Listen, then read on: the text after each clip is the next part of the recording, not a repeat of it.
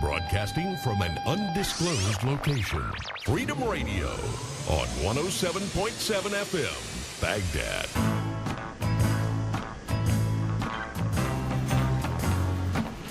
Hi all.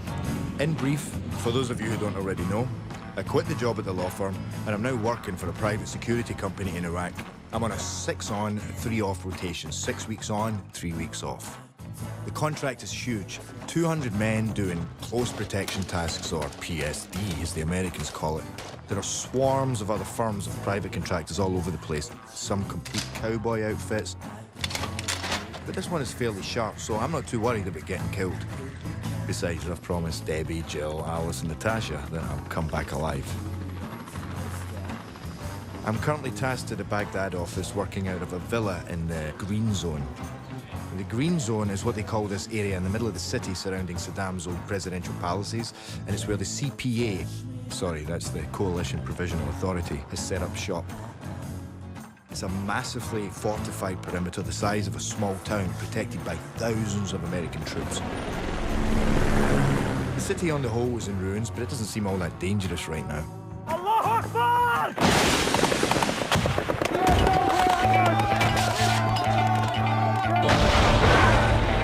My name is Alan Bell. I was in the British Special Forces for 22 years. Doug Brooks, I'm president of the International Peace Operations Association. My name is Robbie Young-Pelton. I'm an author. My name is Kubus. My military background started in the South African Army. My name is Frances Stoner Saunders. I've written a book on medieval mercenaries. My name's Phil Lancaster. I spent 30 years in the Canadian Army. I served in the infantry, in the airborne, with various unconventional units, if you want to call it that. And I was a Cold Warrior and a peacekeeper several times, the last time with General Dallaire in Rwanda. My name is Stephen Cannell. I am the co-creator of the A-Team. I'm Micah Kluger.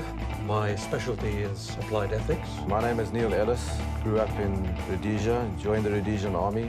After retirement from the military, I continued to work as a soldier for hire. My name is Slavko Ilic. I've worked in the security industry for approximately 15 years. I don't get paid to spin one way or the other, and that's kind of how I maintain my integrity in this game.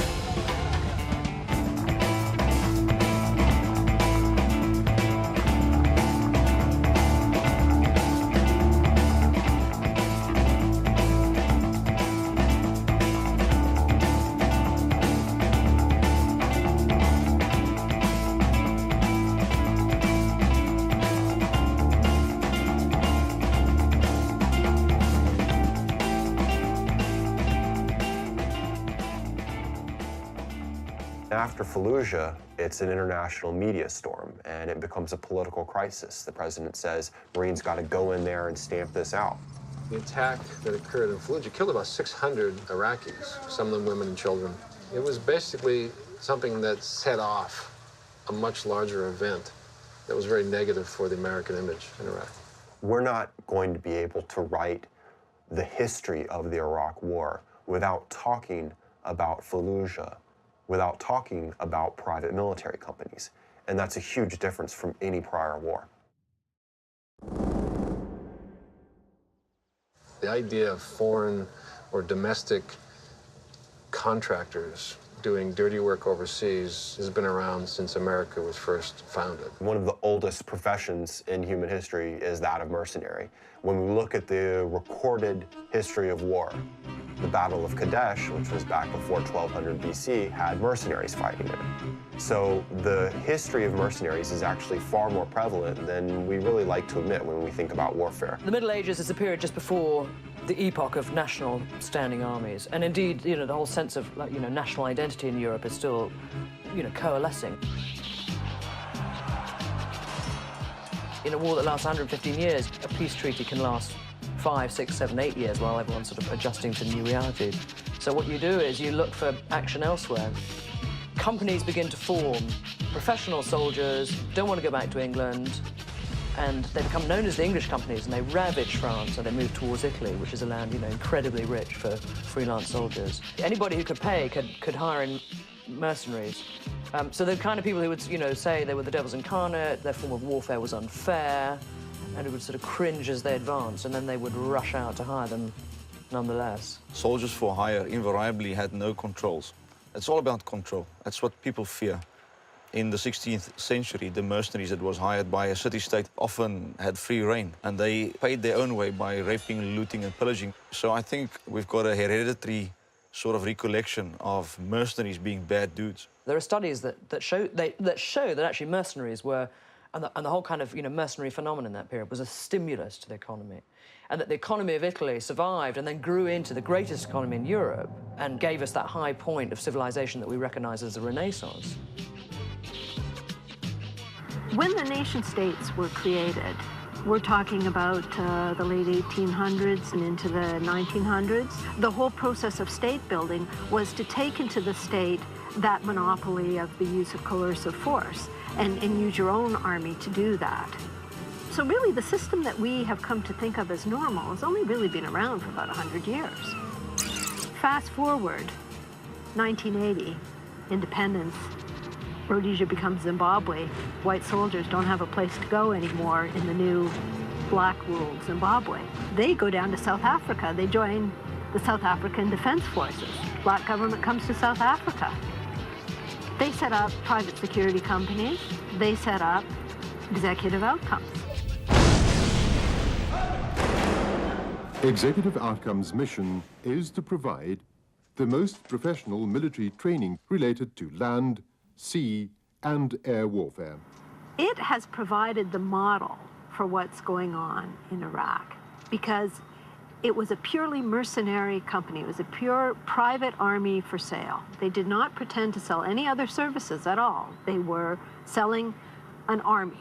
Private military firms are, in a sense, the corporate evolution of the age-old mercenary trade.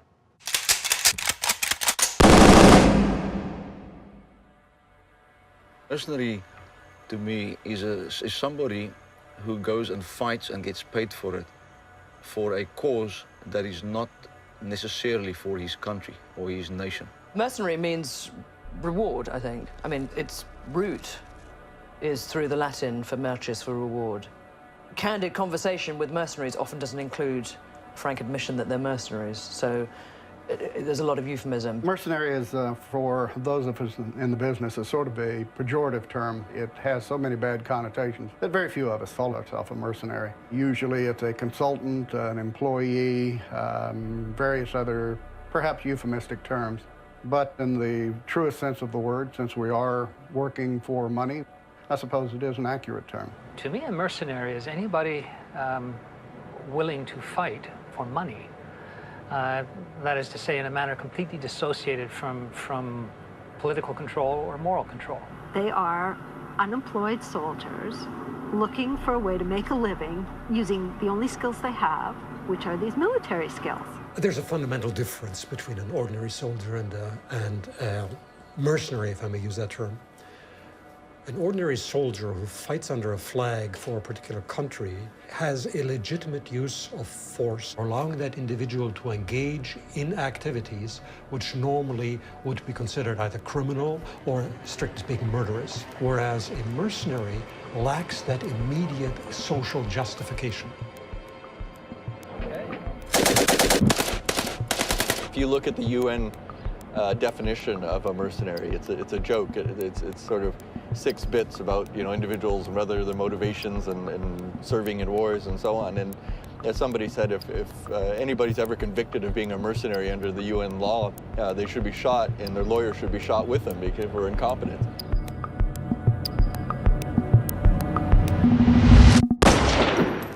The word mercenary has always been a negative word. It's always intended to put down the activity of someone who fights for money rather than ideology. Obviously, there are cases where the so-called mercenaries haven't done what they're supposed to have done or have committed atrocities. But generally speaking, the modern-day mercenaries, I know them, are very professional soldiers. Now we use in business all kinds of terms and expressions that owe themselves to mercenary practice. So you have, asset stripping, corporate raid, hostile takeovers. All of these expressions come from military and also specifically mercenary strategies and practices. The very word company comes from the free companies, which were bands of mercenaries that fought in the Middle Ages in Europe. The term private military company has been popularized in the last 10 years, mostly through the efforts of the British mercenary companies who wanted to be seen as something other than mercenaries.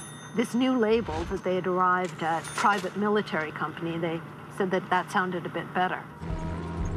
I think a mercenary in quick form would be somebody who does anything without consideration for principle or morality, for personal gain, for sole personal gain, and that's it. My company, we've been performing the same services to the private sector around the world since the middle 90s. No one has ever called us mercenaries. They are providing both personal security and facility security to mining, gas and oil operations around the world. We've never been labeled as a mercenary. We've been labeled as private security contractors. Per se, there's nothing unethical about the existence of mercenaries. The question of whether or not they are ethical arises only when you ask the question, are they acting within the appropriate legitimate framework that would legitimate that action for the individuals who hire them in the first place? We are going to Parliament! Bunch of killers who are hired to kill people. The purest form of being a modern mercenary was to serve an executive outcomes. They did offensive stuff on behalf of the client who paid them. While most private security companies execute security-related tasks. In other words, they guard stuff and they are equipped to do defensive stuff. So there's a watershed between the two for me, and the term mercenary is perhaps closer to what executive outcomes was, as opposed to all the other modern security companies, the big ones like Blackwater and Control Risk, etc., etc.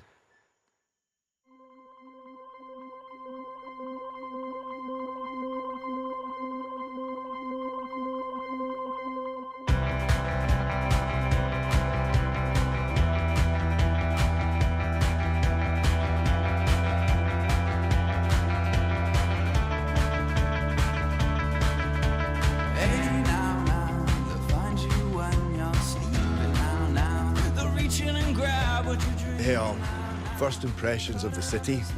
The roads and traffic are indescribably chaotic and fairly hairy. Dust is absolutely everywhere and gets into everything, especially as you drive around and it's hot as hell. When the air conditioning in our offices broke down for 2 days, we almost had a riot. As we drive around, we listen to Freedom Radio 107.7 FM, the only English language station on the Baghdad airwaves. Freedom Radio. Here you go, Pooch. You little... Ah! Oh, man! Ah! General Order Number 1 states not to feed any animals or keep them as pets, as you can clearly understand. You have to assume that this is some sort of disinformation service trying to lull the Iraqi insurgents who listen into a false sense of security, thinking that the American troops are of a dreadfully low standard of training. The locals that work with us, they all laugh at themselves a lot. They're proud of their reputation for tardiness and will specify that they are turning up at either Iraqi 9 o'clock, that's before lunch, or English 9 o'clock, 9 o'clock. I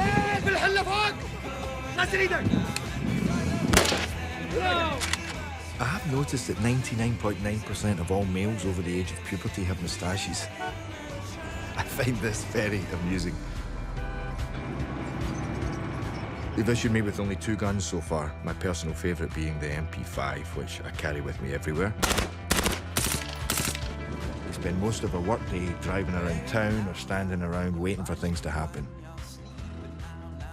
We're also getting through our stack of pirate DVDs. Tonight, it's The Pianist and Minority Report. It's also my turn to cook, so it will be lamb again for the 6th day in a row. Tomorrow it's back on the road as usual. This work is nothing like bodyguarding in Milan or Paris, because here we can do whatever it takes to protect our principal. We can clip cars, point weapons at them, or just shunt them off the bloody road and keep on driving. Stay safe out there. James. So the first school is education, is to try to help people understand what exactly do these people do.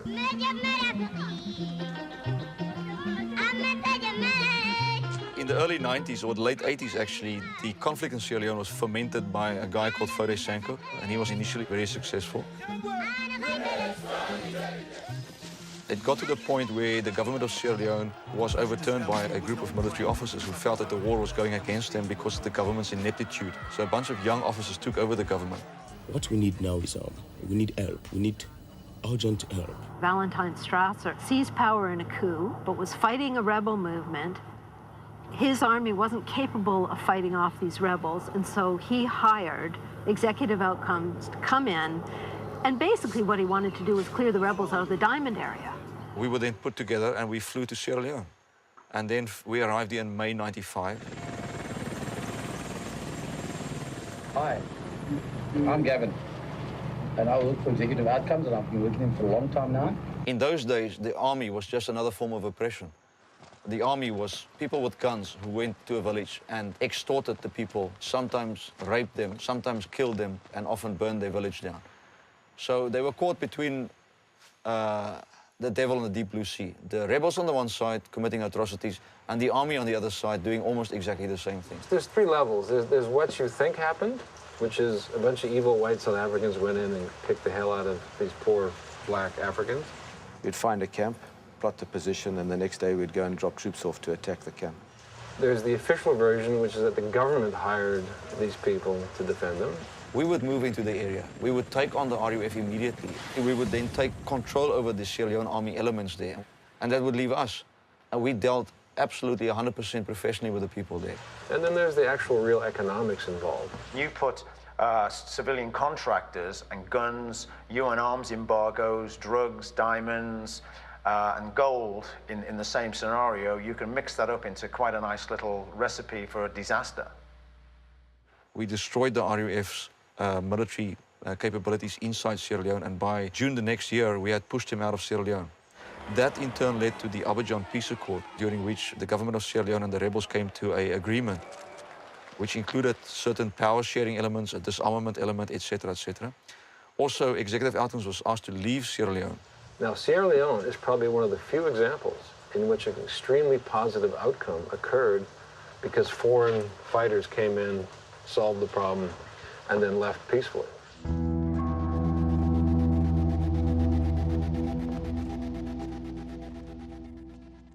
Yes, they achieved a limited objective. Yes, they achieved it very quickly, but it was an imposed objective.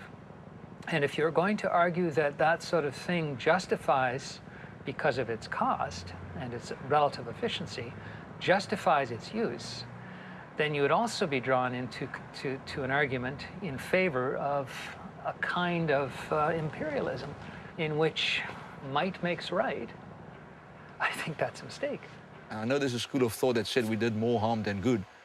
I think they're very wrong. And I think if they ask anybody on the street of Freetown today, 10 years later, they will be told the same thing. What we achieved here was a tremendous thing for the Sierra Leone people. You must understand that this conflict wasn't an internal thing. It wasn't a religious struggle. It wasn't a civil war between different ethnic or political factions. This was something that was fermented from outside. It was basically a criminal group of people, many of them not from this country, who then attacked this country and raped, looted and pillaged its way across it, and we stood in the way of that. In both Liberia and Burkina Faso, the people who started the trouble were successful and ended up ruling their countries like ultimate despots with atrocious human rights records. And because of what we did in Sierra Leone, a democratic election was held, and the people were set free. And we played a crucial role in that.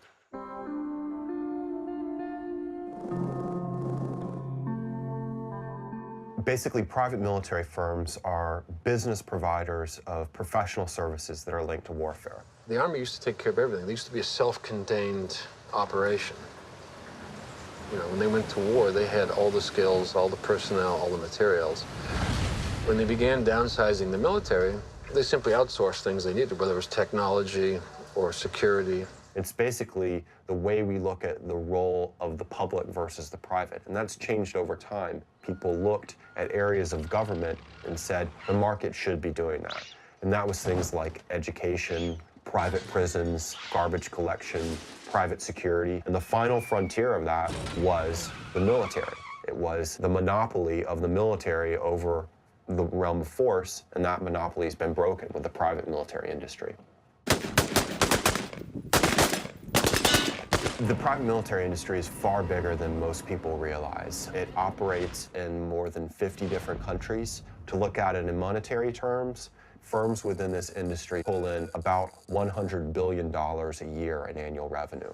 In modern-day Iraq, the U.S. Army finds itself overtasked, and they have to resort to a wide variety of outside suppliers for everything from trucking to food to security. Essentially, you have sort of three major categories of companies. You have your non-lethal service companies, and they support military operations, peacekeeping operations, logistically. And then you have two other categories. Military consultant firms. If you were a U.S. Army soldier going into Iraq right now, your final training program in Kuwait wouldn't be given to you by U.S. Army folks, it'd be given to you by military consultants. They won't do the fighting for you, but they'll come in and train and advise you how to do the job better. And you have your private military companies. The private military companies generally work for governments, and they are brought in to change the strategic situation. The very first one of these, the most notable one, was executive outcomes. Now, many of the companies on the ground in Iraq that are providing these tactical roles fall within that domain. Basically, any company that has guns for hire. Sometimes these companies call themselves private security companies, but we're really not talking about security guards at the local mall. We're talking about companies that are hired to provide tactical military capability in the middle of a combat zone. Think about it. Blackwater doesn't fight wars, but they make damn sure you don't mess with what kind of business America's putting in place there.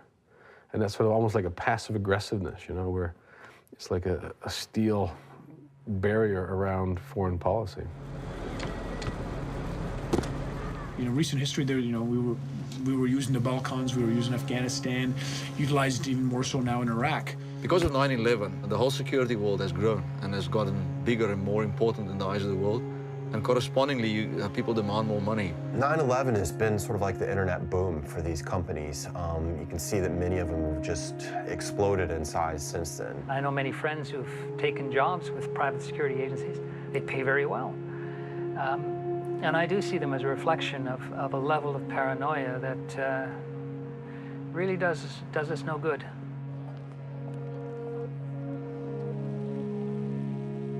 When you look at the year after 9/11, the entire economy, every single industry went down except these companies. On average, they went up by 50%. Some of them doubled or tripled in their stock price.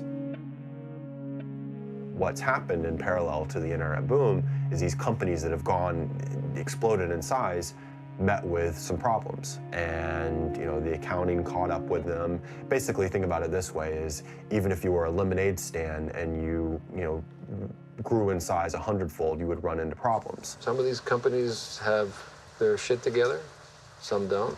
I mean, it's a booming business, and like any business, you're going to have the professionals, and then you're going to have the people who just get a contract and all of a sudden go for it. You're seeing almost the Wild West. You're seeing people just jumping in on these multi-million-dollar contracts and then trying to figure out afterwards how they're going to actually hire people and train them and get them into the field. Hey everybody, the number of attacks by the insurgents is increasing. We get an INSRM every morning by email of incidents during the previous 24 hours. Last night they hit 3 hotels and a government ministry building and attacked one of our houses for about 4 hours. While we were on the roof firing back, Richard was on the phone to his wife. He had to cover his mobile with his hands, trying to pretend everything was okay.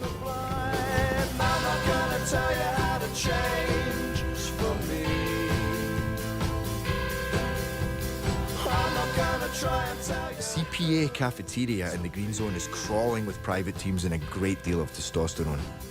The US teams are always composed of extremes, either short, crew-cut, hard-bodied, steely-eyed stormtroopers, or bald-shaven, ponytailed biker lookalikes with long, long goatees. Hey, man. Both the troopers and the ZZ Top Brigade are festooned with pistols, machine guns, fighting knives, radios and ammo strapped to both thighs, biceps, across chests, backs and wrists, and all the latest mail-order tactical holsters. I mean, fair enough. Everybody loads up when they go out, but to go to lunch? By far the worst wannabes are the Italians who are comical in their vanity. They work out hard on their arms, but not their abs. And they all have short back and sides hair, but very long on top, sometimes permed, sometimes in ponytails, but all invariably greased heavily with wet-look gel. In one case, a guy had plucked his eyebrows into 2 straight lines to make him appear to be perpetually and manically frowning, like the evil Emperor Ming from Flash Gordon. The Brits out here just shove their pistols into their belts or holsters and queue up for the free food. This week we watched Shrek, Miss Congeniality, and Pirates of the Caribbean. James. What we're doing is fighting a war and trying to rebuild a country simultaneously. So we did not budget for that. Well, first of all, the U.S. disbanded the security infrastructure in Iraq, which left a tremendous void. Then they started to build the contractors in to start rebuilding, so consequently security was going to be required for all those contractors. If you want to do business in Iraq and you get an awarded contract for $50 million, you have to pretty much think that 15 to 20% is going to be spent on a company like Blackwater or Triple Canopy. The number of security contractors in Iraq at present stands somewhere in the neighborhood of 20,000. That's fairly significant. I haven't been able to locate a time in recent history that it's been at that level. There's a coalition of the willing, is what Colin Powell called it. And I called it coalition of the billing, which means that a number of partners have pulled out and they're being replaced with private security details. We've never done this in any war up until this point. We've never physically paid for companies to replace countries.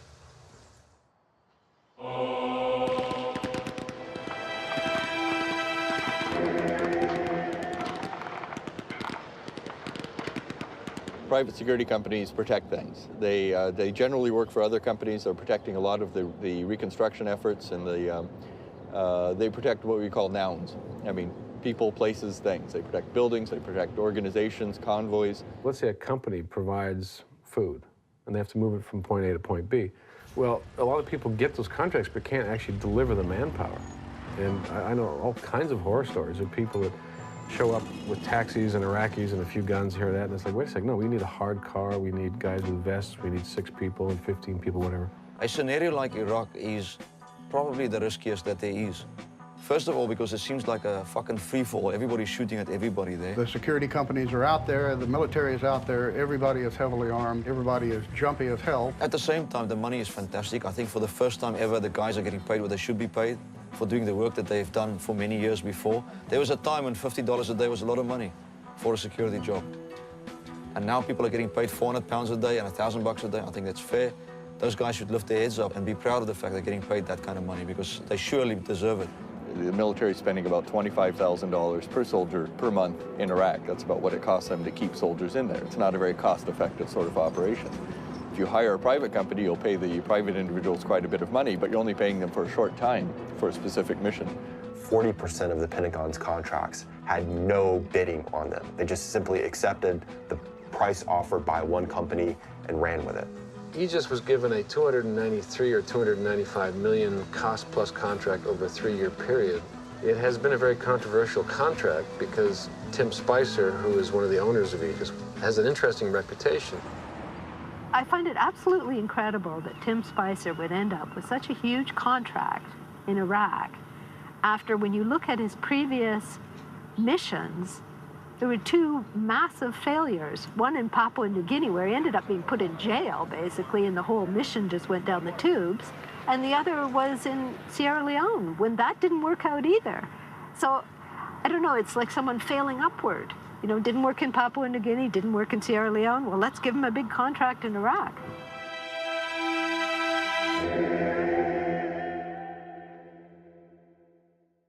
What normally happens if you or I committed a crime is that the place that we're in would be responsible for prosecuting it. The challenge, the irony of this industry, is that they don't typically operate in healthy states. They're not operating in Iraq because good things are going on there. They typically operate in failed state zones, in combat zones. That's the nature of the business. When you're not specifically working for State Department, you can do whatever you want. And within Within the rules that exist in Iraq or Afghanistan, there are no rules. The CPA, the U.S., the Coalition Provisional Authority, the little quasi-government that we put into being, specifically stated that contractors don't fall under Iraqi law. If you look at it from the Iraqi point of view, that means that contractors can operate with impunity in Iraq. Now, most will disagree with that. Most will say, no, no, we have rules and regulations and whatever. But the only rule that I know of is if you do something wrong, poof, you're thrown out of the country immediately. An insurgent essentially is a civilian. So if you get fired upon and you fire back and you kill an 18-year-old Iraqi kid, as soon as he drops down and hits the ground, he's a civilian. So you can go to, I mean, if it was a real country with real laws, the family would just sue you for murdering their son.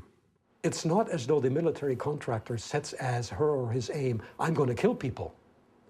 It's not that at all, but rather, I'm going to make my professional proficiency in the use of force available to you under these and these conditions.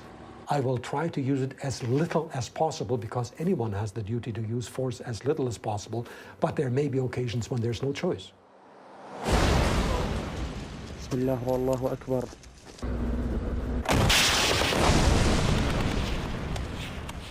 Private security contractors basically have rules of engagement that were provided by the CPA and now have been taken over by the Iraqi government. And the rules of engagement allow them to do essentially three things. They are allowed to protect themselves, self-defense.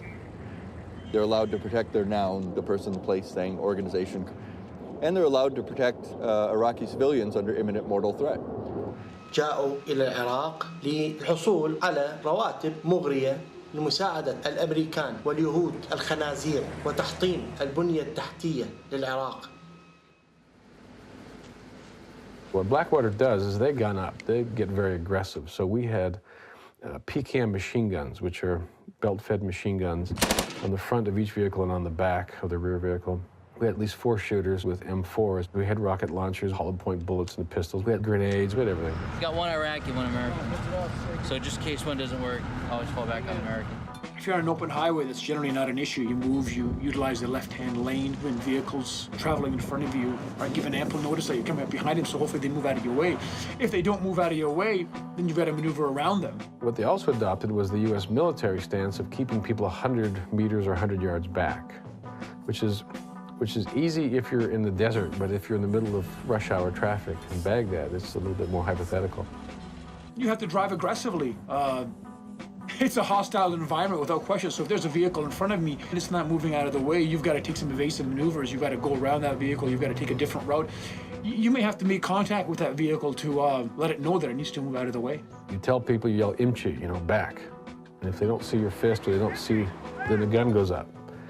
If they don't see the gun, then a round is fired, usually from the PKM. It creates like a zipper pattern in front of the car. And if they don't stop, then the second burst goes into the engine. And if they continue to come, then the third one goes into the driver. If I believe there's a vehicle that's suspicious, and that vehicle would be called out to the entire convoy, I guess example, possible threat, 9 o'clock. And depending on where the threat is, we have predetermined operating procedures to deal with that threat. You actually have what they call a hate truck or call it a CAT vehicle, counter-assault team. Their purpose is to raise hell. So let's say the principal gets hit. Well, they show up, they're supposed to just lay in to the people that are firing long enough so that the principal can get off the X. Now, does Blackwater piss people off, and do people rolling around with machine guns pointed at Yes, of course they do. America. No. Yeah. No. Blackwater takes its cue from the U.S. military. If you wonder where this aggressive attitude came from, where the thumbs on the 50 cals, stay back 100 yards, it all came from the U.S. military. Those are standard operating procedure for the U.S. military in Iraq. You can watch the TV blurbs about, hearts and minds. That's crap. I mean, when you're driving from the airport to the green zone, you don't give a shit about hearts and minds. You just want to get there alive and get back alive.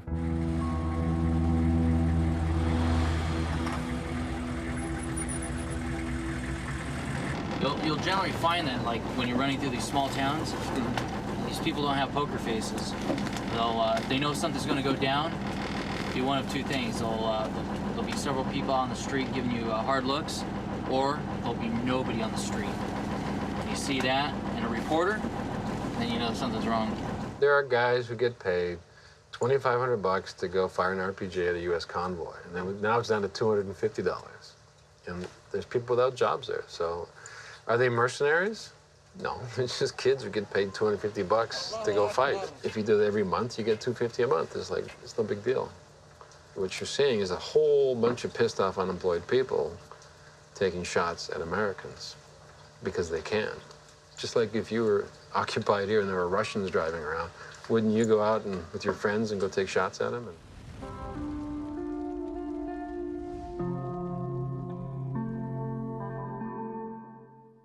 Generally speaking, the most common attacks for us were vehicle-based IEDs. So you may have an improvised explosive device, which would be an IED, inside a vehicle. That vehicle could have artillery shells in it. It could have explosives in it. And then it's wired to explode at a predetermined time, or possibly the vehicle will roll up on a convoy and detonate when it's next to a convoy. You can have pre-positioned improvised explosive devices along a roadway, in tumbleweed. IEDs were placed inside the tumbleweed in their common sight, so when you drive up, you really don't have any notice before it detonates. They were stuffing something inside the drainage. The drainage, they were stuffing something. Could be an IED. Have somebody check it right over here past the tank. The idea for the high-profile people is that if you look bad and you act bad, people will take you as bad and won't mess with you. I think that's faulty. My impression, Blackwater exports a very American mindset to the job. When you're in the team house, watch American TV, and there's some Chileans and some Canadians, but the bottom line is it's an American place. I'm in a compound. I spend most of my time in that government compound. And when I'm out and about doing my job, then I have incidental contact with the locals. That's about it. You are separating yourself out from the locals. They're not going to talk to you. They're not going to give you the information that you might need to not go around that corner and run into an ambush. You go into a British-style organization, and it's almost like Lawrence Arabia. They haven't gone native, but they're very comfortable with the fact that they're working with Iraqis, eating Iraqi food, working within an Iraqi system. When they go out, when they talk to people, they don't feel they're in a foreign country as much. Americans live in a bubble, and whether it's the music they play, whether it's TV they watch, whether it's the clothes they wear, they just export Americana with them. So obviously they have a harder time understanding. When you go down the street and you see, let's say, 100 people, the British and the foreign companies read the street a little better than the Americans do. The more aggression you create, the more people that you zipper in front of their cars, the more people that get shot up, it's just at some point it's going to come back to you. I mean, they're working in Middle East countries. It's not like you forgive somebody because they shot up your car. بانج بانج امريكي انا وياه اطلع على الامريكي بعد تشيك انتوا عجبت تفاجئت. Yes. Yeah. You get too close, we shoot. Did you hit his car or did you shoot in front of it? I shot in front of it. It may have fucking ricocheted and hit his car, but... Exactly. Piss on it, right? وإن شاء الله تتحطم كل آمالهم لأنهم مرتزقة. George Bush has created the ultimate entrepreneurial/Wild West scenario in Iraq. I mean, if you've got a gun and you're for hire, there's work for you.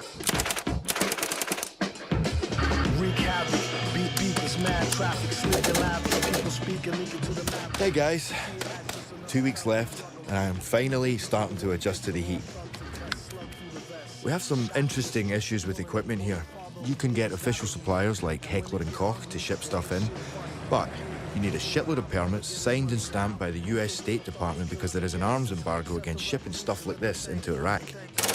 It's so much easier just to go to the black market up in Sadr City, but that whole area is now a complete no-go zone for contractors as all of Muqtada's men have gone nuts. So we have to send our local Iraqi fixers up there to do it for us. PKM machine guns, brand new in the packing grease, used to cost about $450. But since it all kicked off in Fallujah, they have now gone up to over 900, and that is for some rusty piece of crap that has been dug up out of a trench. An Iraqi AK-47 costs about $100, but a really nice quality one like a Russian or a Romanian AK with a folding stock is at least $300. Russian ammo costs $200 per box. The next best Croatian costs $150, but the price is rising as all the security organizations around Iraq are buying it up. We're also in short supply of armoured cars, and as such, we have taken to building our own homemade armour plating. One of our Iraqi staff welds it together, and we test it on our range. It works well, at least as well as the B6 on our 4x4s, and, well, it's significantly cheaper. I gotta go now. The guards are confused about how to operate the photocopying machine, and if I don't attend to it, it will degenerate into a firefight. James.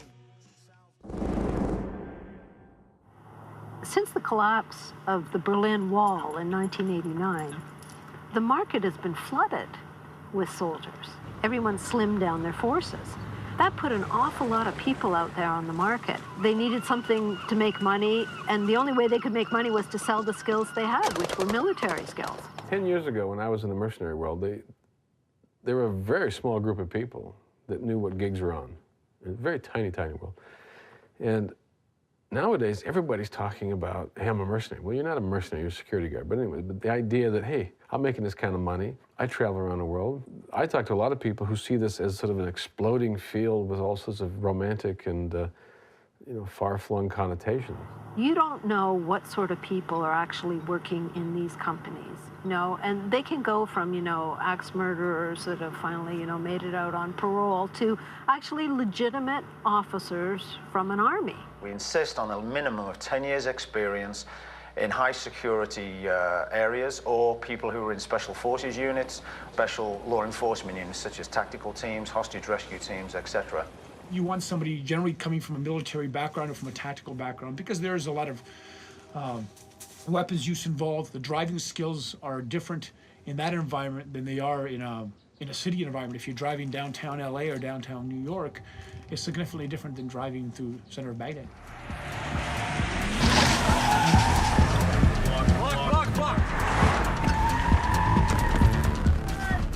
I mean, you have to be really a very experienced soldier, somebody who can shoot really well, somebody who can move in a tactical team environment very, very well, and basically stay alive and keep his client alive in a very professional manner. And what I actually see is a class of people who, if you took their gun away, couldn't work at Walmart.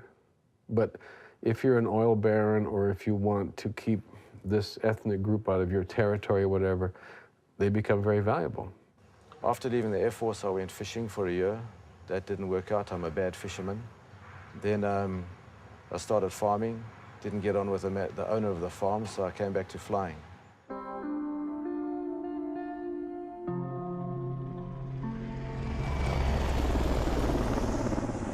It's what I do. It's what I've always done. I was in the Army, joined the Army when I was 17 years old, and it's what I've learned. And quite frankly, there's not a lot of call for people with my skill set in Middle America and the corporations. Even a chubby, fat-ass guy who was in the Army or whatever, in the Marines, could make $500 a day doing static security. If you know what you're doing and you're kind of a slick dude, you can probably make $650 a day doing these PSDs. And typically they look at making about $150,000 a year. Now, they just ain't going to make that in any other line of business. If you look at countries where special forces operatives are getting a salary of, say, $70,000 a year, it's a slam dunk that those guys are going to say, well, I can make more money in 2 years than I'm going to make in 5 years if I stay in the military, facing the same dangers but getting twice the pay. But there's a second reason. I really like the camaraderie among everybody, the white dudes, the black dudes, and the absolute hilarity and funniness of serving together in extreme conditions. 3720, rápido, por favor. One down, plenty to go. Actually pulling it off and then relaxing afterwards with several crates of beer. You know, the lifestyle was actually attractive to me, and I liked it. There's essentially three groups of people.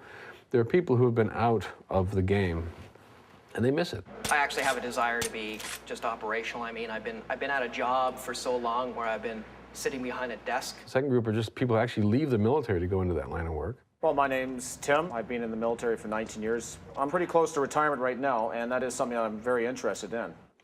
And thirdly, there's people that they kind of view this as a new career. When I interview people for jobs, instead of saying, well, what does the job entail? How long am I going to be away? And what's my responsibilities on this job? The first question out of most guys is, how much are you going to pay me? Which really is a no-no as far as we're concerned.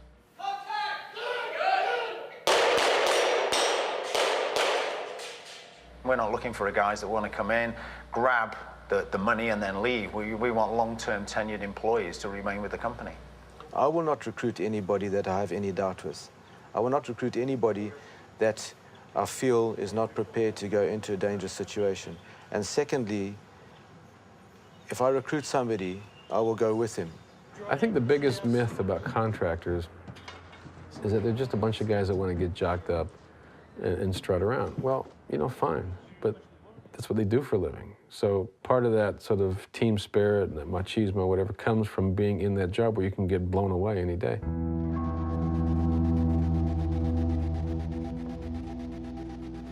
The PMC world, mercenary world, whatever you want to call it, is quite small. You know, generally speaking, you know a lot of the players in the game. I can make a few phone calls, send a few emails if I want a dozen mercenaries to work for me. There's circuits, special forces circuits, there's the old boys network, and there's the mercenary circuit. If someone wants to go and overthrow a despot government somewhere in the world today, they're going to be pretty hard pushed to get the right type of guys, because most of those guys are actually working in Iraq.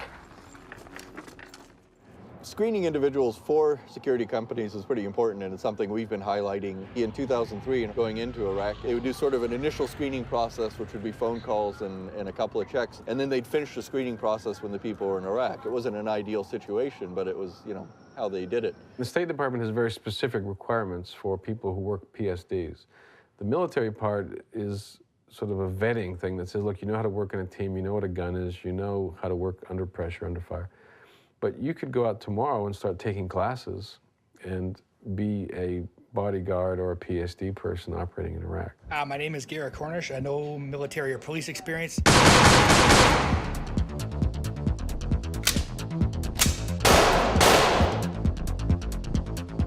Don't give up. If you get shot, don't just say, oh, I'm dead. Just finish the fucking drill, all right? I've been taking firearms-related training courses for about 3 years. I'm a tactical pistol instructor with SIG Arms Academy. VIP is the most vulnerable when he's entering or leaving a vehicle, arriving or departing from a venue. Drivers fucking have two hands on the wheel at all times. They don't pull a gun out, they don't do fuck all. Go, go, go, go, go! Taken numerous other defensive firearms courses through Gunsight, mainly through SIG Arms Academy in the U.S. It's one of the bigger, more well-known schools. We get lots of resumes from lots of different areas. Some of these resumes are obviously fabricated resumes, and we find that out. You get guys who have no experience whatsoever or a modicum of experience, and will dream up out of novels and movies, dream up all sorts of backgrounds, but it isn't hard to weed them out. Your first impression of the other guys is normally quite important. You'd look at them and you think this guy is a good guy and this guy is an idiot. And oftentimes that evaluation is completely wrong. You'll often find that the guy who looks like a real sharp dude, he's a big hulking bunch of muscle, and he looks really mean and cool and very experienced, and his CV says all the good things and nice things.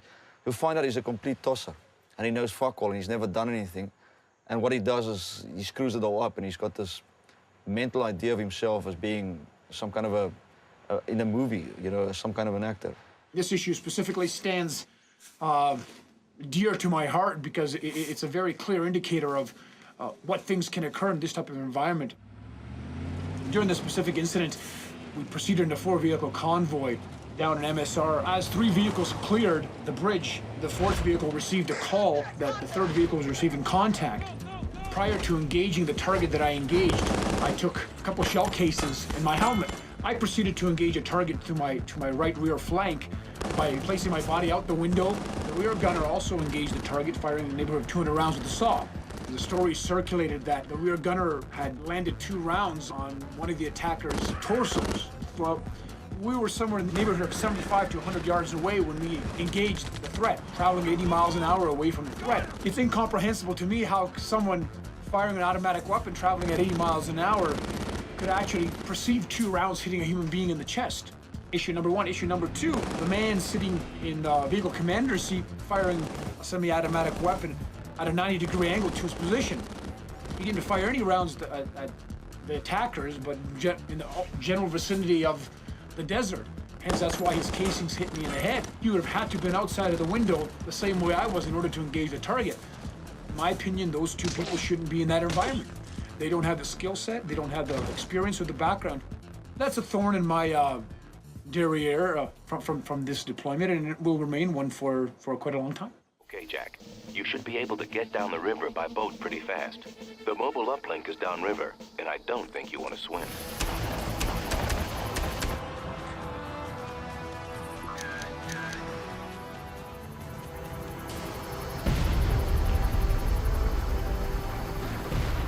There was one guy who pitched up here in Sierra Leone, and he would simply brag about every conceivable thing that he could dream up that he had seen in a Rambo movie. That would be him, and he had done it, sort of. So we decided to sort of lead him on, and we called this individual in. We showed him a map on the wall, and we said, you see this river here? We want you to go out there and take one more guy, take one of these hollowed-out tree stumps that they use for canoes in Sierra Leone, and we want you to row about 20 kilometers up this river and reconnoiter a bridge, and then come back and report on that. And he actually took us seriously, and he walked out the door, and he tried for the next half hour or so to recruit a second guy from the other dudes, and everybody just told him to go, fuck himself, because there's nowhere in the world they were going to go anywhere with this idiot. You wander off, start playing cowboy, or put my men in danger, and they'll take you down. We can't have any loose cannons on this deck. Understood? Understood. The general public is fascinated with the concept of mercenary because most of the people in the general public lead very swaddled lives. They don't have much excitement. They don't have, since the draft went away, most of them have no military experience at all. So they live vicariously through these things.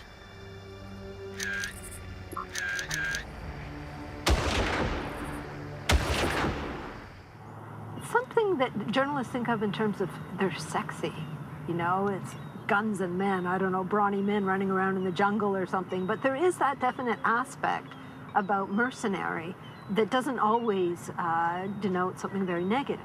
Hollywood doesn't do very well at all in its portrayal of mercenaries. If you're out there by yourself, as I've been a couple of times, it's a very lonely feeling. You have nothing to depend on but yourself, and pure luck tells you sooner or later that you're not going to make it. So the Rambos and the Arnold Schwarzeneggers of the business, it just doesn't happen that way. By the government, they survive as soldiers of fortune. If you have a problem, if no one else can help, and if you can find them, maybe you can hire the A-Team.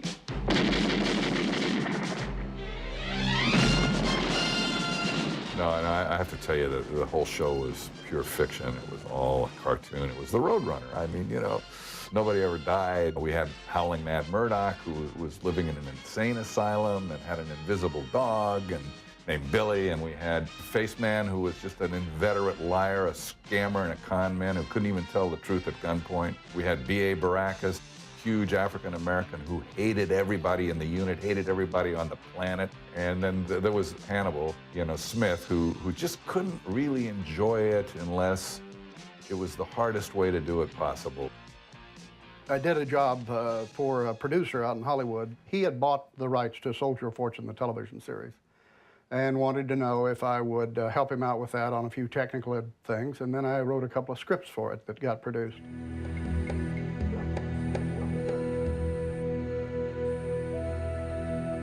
There was always a feeling among network executives that the heroic values, needed to be there, and that mercenaries didn't really possess them. So that's why you don't really have any other shows that I can think of that are about pure mercenaries like the A-Team. When he sold the rights to the video game development company, he needed a face and a name for the hero. So then I became the main character in the first Soldier of Fortune. Showtime, Mullen. I hope you're as good as they say you are.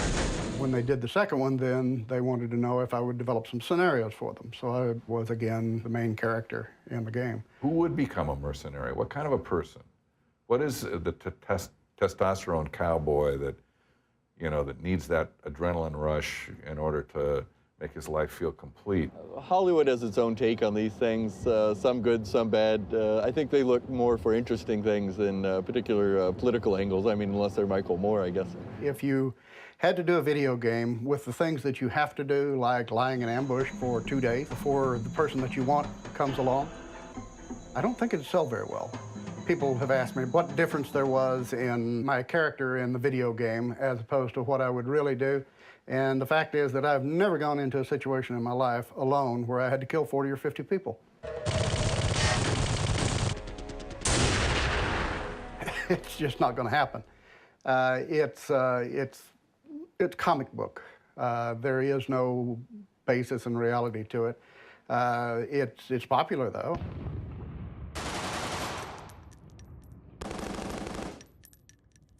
In the A-Team, we used to crash helicopters into the side of cliffs and then drop flaming wreckage on the desert floor, and then guys would get up and brush themselves and say, "Okay, Cliff," you know. I mean, it's like, it was crazy. I mean, it was just a joke, you know. It was funny. The mercenary has certainly been romanticized with all the wild geese and going in and overthrowing governments and so forth and so on. But that sort of thing very seldom happens in the first place, and if it does happen, it's very, very seldom successful.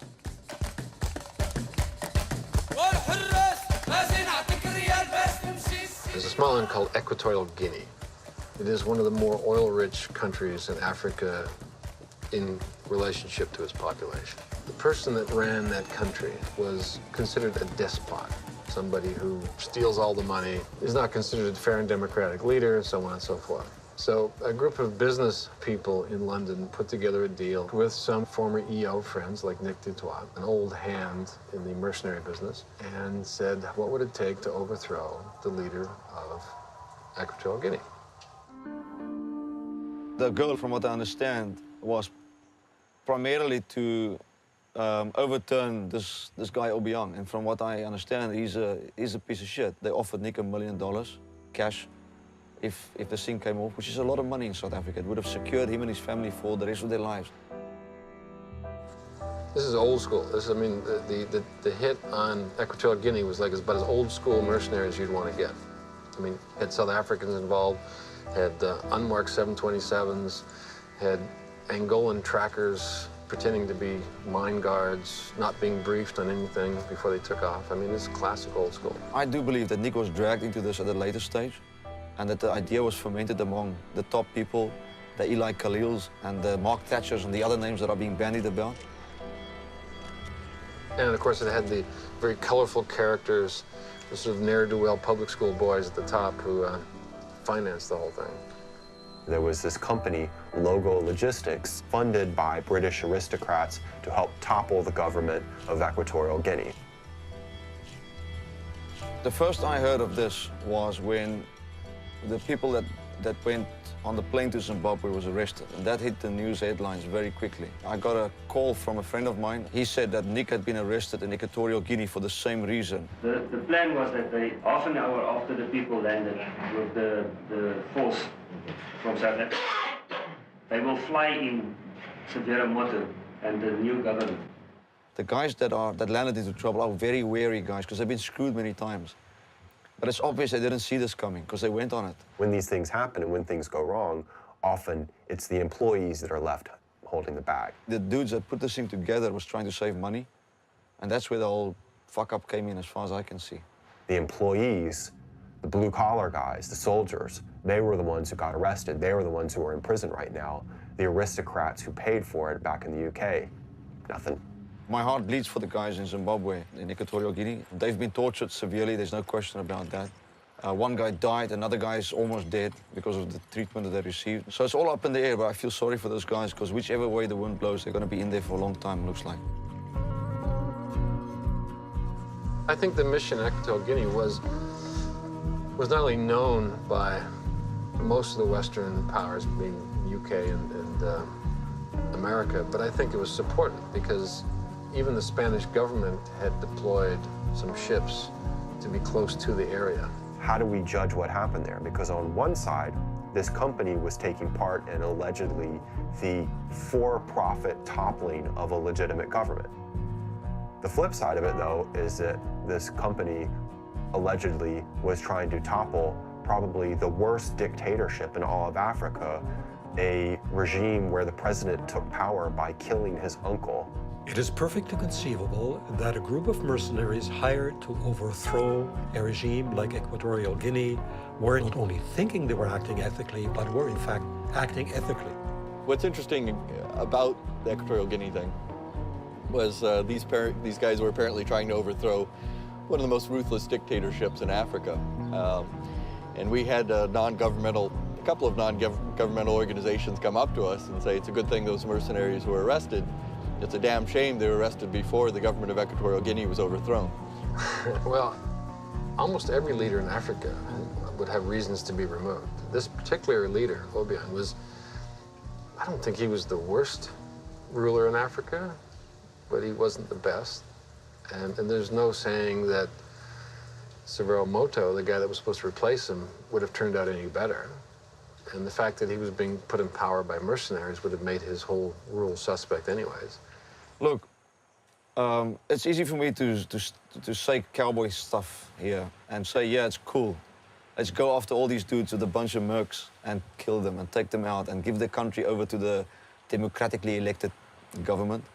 In reality, that's a very stupid thing to say, and I won't endorse it. You cannot go and intervene in the internal politics of a country, especially not if your motivation is not purely want to help that country, but it's more based on what you can get for it, for what you're doing. Many of the people that would be used for something like overthrowing the government in Equatorial Guinea are also the people who, in their spare time, go off and guard a mining concession or help clear a mining concession. It's a very fluid mix of people, you know. They'll do whatever they can do to make a living. And they're not necessarily 100% full-time mercenaries all the time. You know, sometimes they're security guards as well.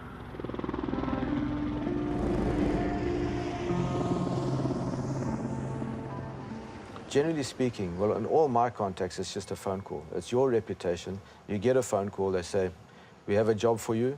The pay is going to be this, the pay is going to be that. And you say, okay, where is it? You say, that's it. And you say, okay, is it legitimate? They say yes or no. And if you're happy, you say, I'm going. And you can be ready to go in 24 hours.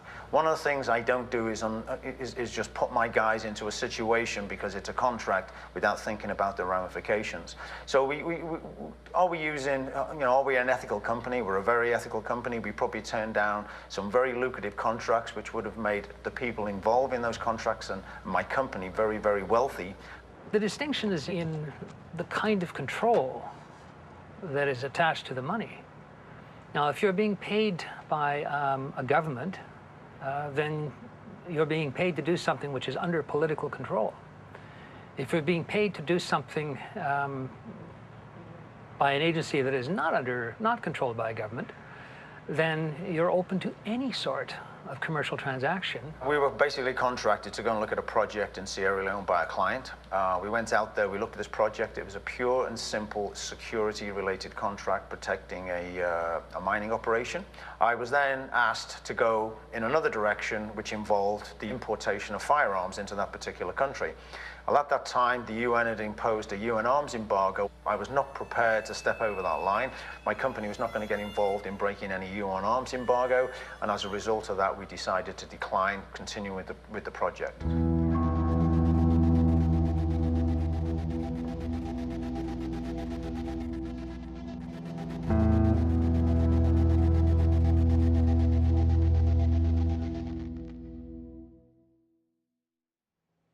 The first rule is legal.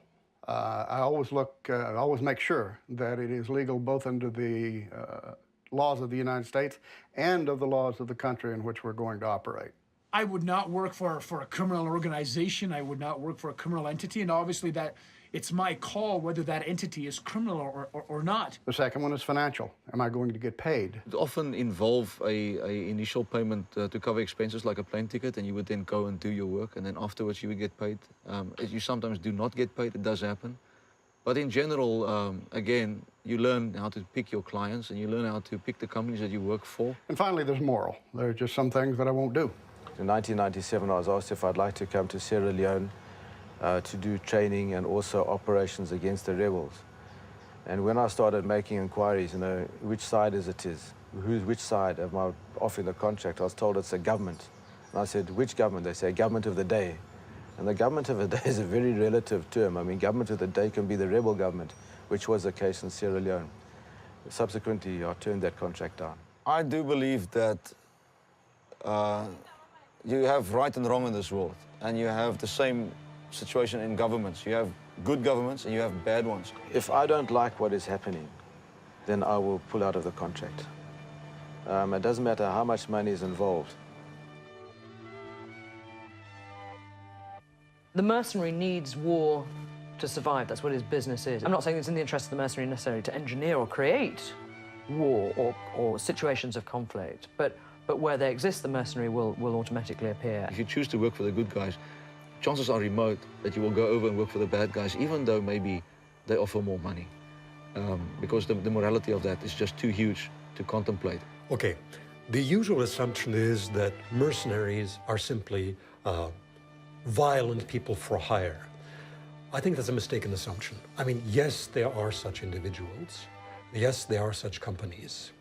But it is also the case that there are some who simply offer their services to individuals or groups of individuals who have a legitimate ethical claim which they cannot pursue on their own behalf.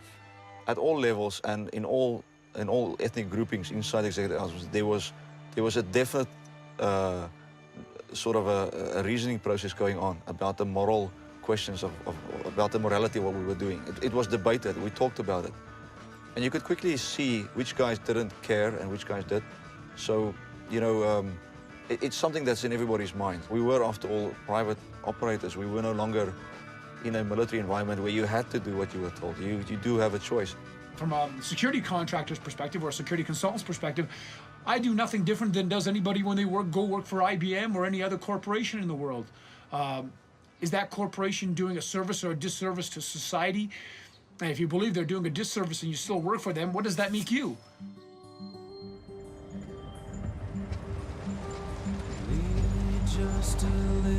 Hey everybody, it's me again. 3 rocket attacks early this morning around the city. Apparently the majority of the rockets were launched by remote from a carriage being dragged along a distant road by a donkey. So, now the coalition forces shoot any lone donkeys approaching them. The attacks directly on security convoys on the move are also increasing.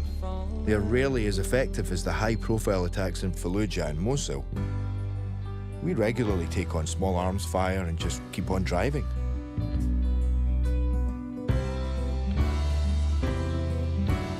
The biggest danger of death is if you are in a vehicle destroyed by an RPG or by an IED detonation. If you do survive the initial ambush, even if the vehicles are disabled, the crews generally have a very good chance of survival, as the insurgents tend to melt away very quickly under accurate fire. Aside from attacks by insurgents, the other major danger for PSD convoys is being shot up by the Americans. If you approach a US patrol of Humvees from the rear and need to overtake them, you need to get a clear thumbs up and a wave forward from the rear gunner that he has seen and recognised you. Because I know of incidents where teams have been waved forward by the driver out of his window and the gunner in top has engaged them. Also, keep flashing your flags and ID at every vehicle, because sometimes you will overtake the rear vehicle and the next vehicle's gunner will fire at you. Blackwater has had a couple of well-publicised hits that were just bad luck, with their crew losing some men on the Bayat Road by a fake PSD team using armour-piercing bullets, and the most infamous, their team being killed and burnt to a crisp in Fallujah. In that case, you do have to wonder what the hell they were doing there in the first place, the poor bastards. Anyway, on that cheery note, it's time for me to put on my fake Iraqi costume and moustache and hit the roads again. Masalama. Farewell. James. Walking in the sea, I do know who will be walking on the beach. And I don't have to cheat to keep me staring at what they'll never reach. What happened at Fallujah is that you had a company, Blackwater, that had largely stayed under the radar screens. Among its many roles that it was carrying out in Iraq was this job doing convoy escort. Most of the residents of places like Fallujah are deeply suspicious of any armed American that's either driving around their neighborhood or monitoring their activities. The contractors that went in there went into an area that, for U.S. military personnel, the rule was you had to be in a convoy with multiple armored vehicles, and at least one of the vehicles had to be a Humvee with either a 50 caliber machine gun or a 40mm grenade launcher. They stayed at a hotel, and they asked directions of the hotel manager how to get to here and how to get to there. So the hotel manager had full knowledge of what they were going to be doing the next day. If one person makes a mistake, then your principal's life is in danger and everybody's life is in danger on the team.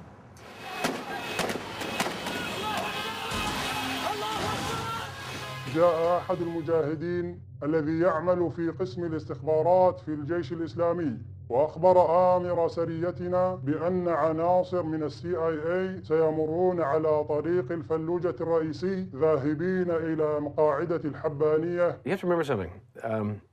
Most insurgents think the contractors work for the CIA. In that particular case, I think the contractors were the target. And I think that the reason they were killed and mutilated was because they wanted to show, they had the chance to intercept them, and they wanted to show that they were winning the war against the CIA, not Blackwater or contractors. فانقضوا على السيارة المتأخرة فقتلوا من فيها وهرب صاحب السيارة الأولى إلى الجهة المقابلة فانقض عليه المجاهدون الأبطال وقتلوا أصحاب السيارة الأخرى.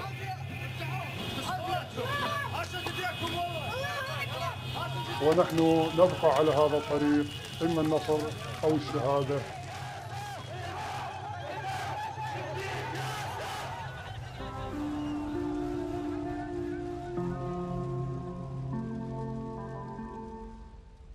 No one can give you the exact number of private contractors that have been killed in Iraq because no one is formally tracking it. Our estimates, and this is based from media reports in Iraq or in the home area of that contractor who's killed, come together to be about right now 250 that have been killed. Of all the other nations that have sent military forces to Iraq, you take all of their casualties combined, it doesn't equal the number of contractors that have been killed in Iraq. Politically, the most damaging thing are dead Americans. When George Bush decided to invade Iraq, the one penalty was that every time an American is killed, he loses support. The body bags don't come home with the U.S. flag on them. You know, you noticed when what they call contractors die, it doesn't, the president, there's no pressure on him to go out and meet that coffin. A lot of people are familiar with, the Jessica Lynch story, and what happens when a U.S. soldier is taken a POW. It becomes a big deal. It's front page news, becomes TV movie of the week, you name it. When a private contractor is taken POW, often most people don't even know. I work in the media, and I actually met Andy when I needed a bodyguard. And he showed up at the TV station that day, and I don't know why I hadn't really noticed him so much before, but at that time, yeah, it was just right away, wow, who's this guy? And 6 weeks later, I met up with him in South Africa, and we had sort of a whirlwind African safari and fell in love.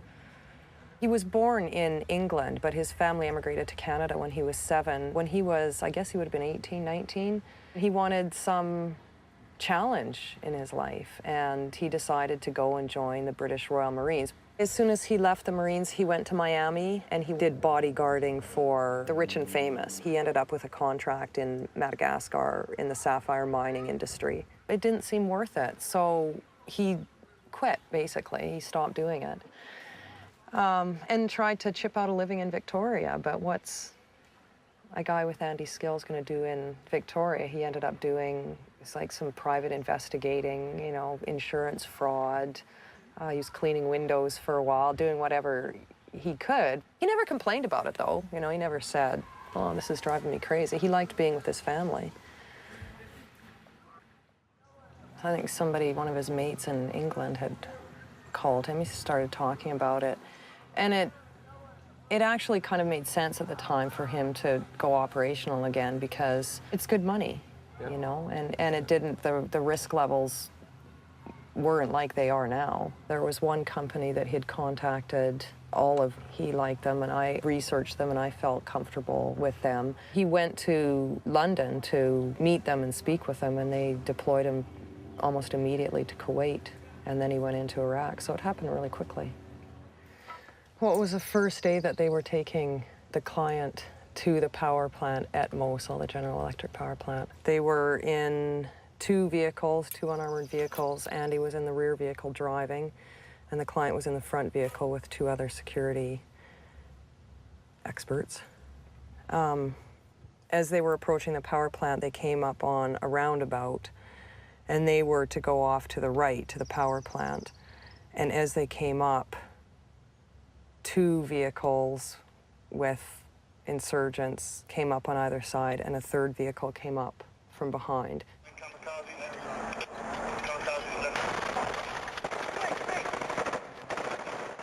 At the time, I was sitting in front of the computer because Andy had signed us both up for MSN, and we were going to have a little chat, but he didn't, he wasn't online, which even at that time, I didn't really think that much of it because who knows what, you know, you can't, it's not a 9-to-5 job. I don't think it worked out the way that the attackers were quite planning. They apparently were some wounded. Anyway, they took off, and then there were some onlookers, and they moved in. At this point, both Chris and Andy were dead.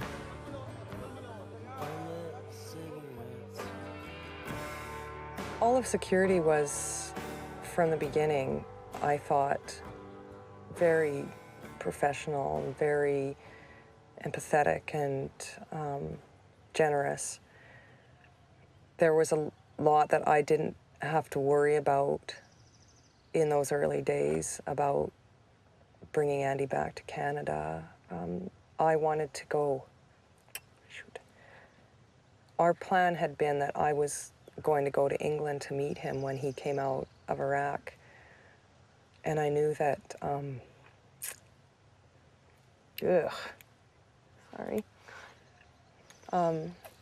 I knew that, I don't know, it sounds sort of funny, but I knew that Andy would want me to go to England to bring him back.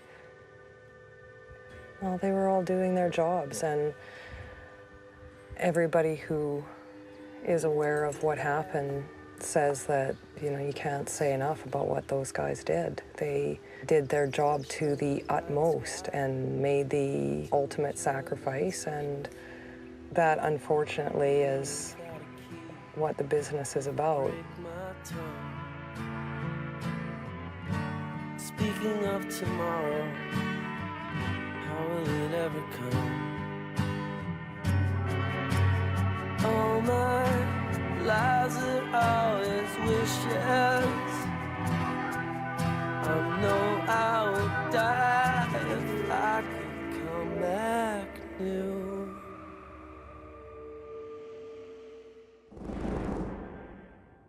What has to happen here is that governments have to start being smart.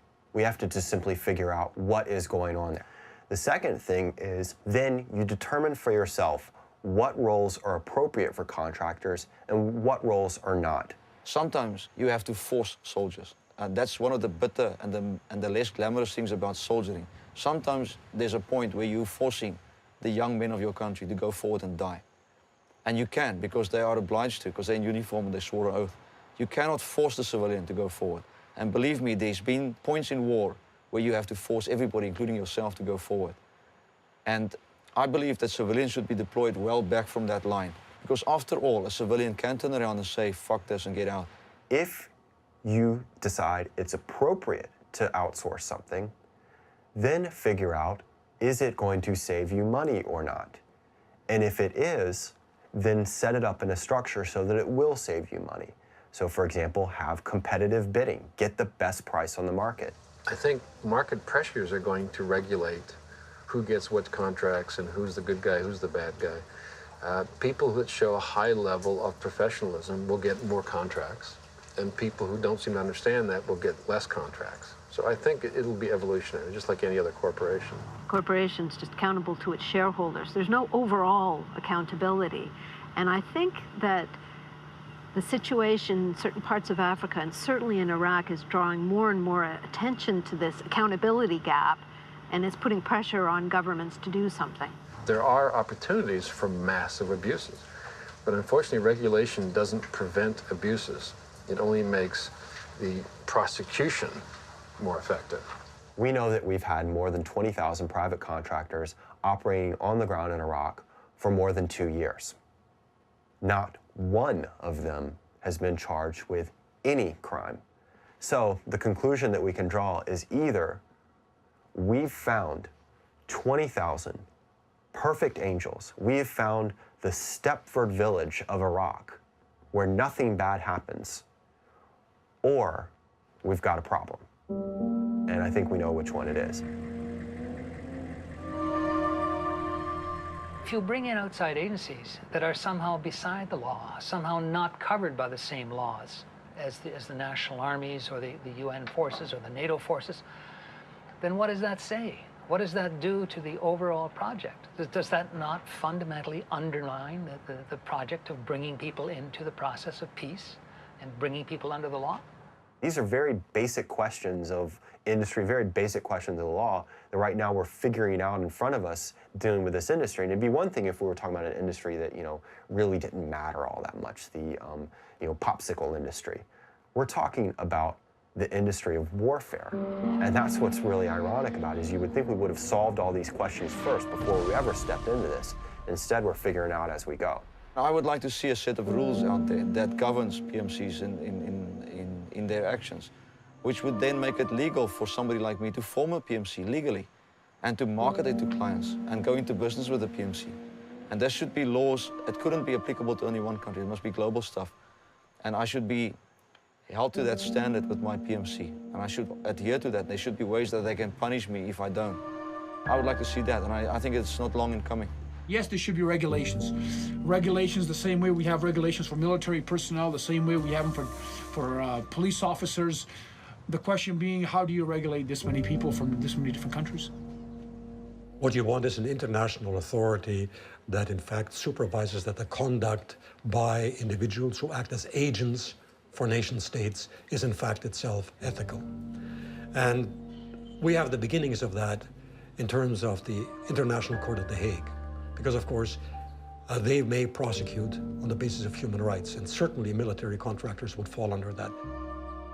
I just understand now that, the mercenary, it's easy to kind of, criminalize the mercenary or kind of, to disparage what the mercenary does and be sort of, shocked by it, disgusted. I think private security companies are evil, only because people are not looking at them as a legitimate industry. And when I say they're evil, what they're doing is they're basically using violence to keep people in business in areas where people don't want them in business, where there's a lot of threats.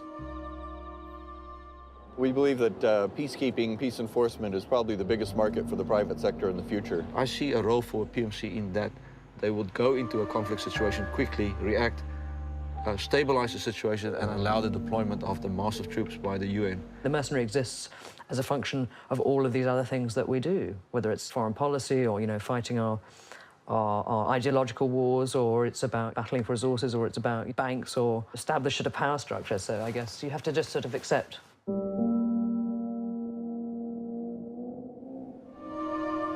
I think that a lot of people, obviously, the average man in the street does not like war, particularly in the first world.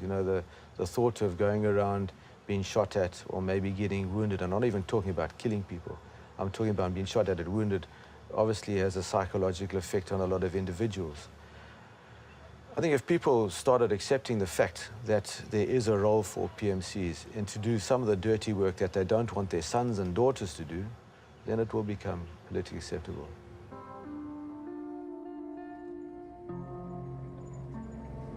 Dear all, my flight to London leaves Baghdad on Friday. I'll see you all soon. James.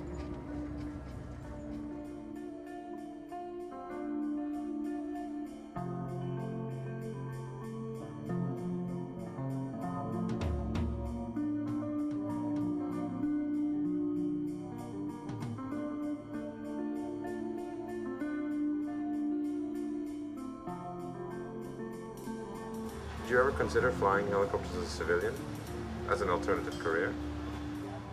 No. No? No, there's not enough excitement. Yeah. You know, it's all a game. War is a game. It's the ultimate game. There's nothing to touch it.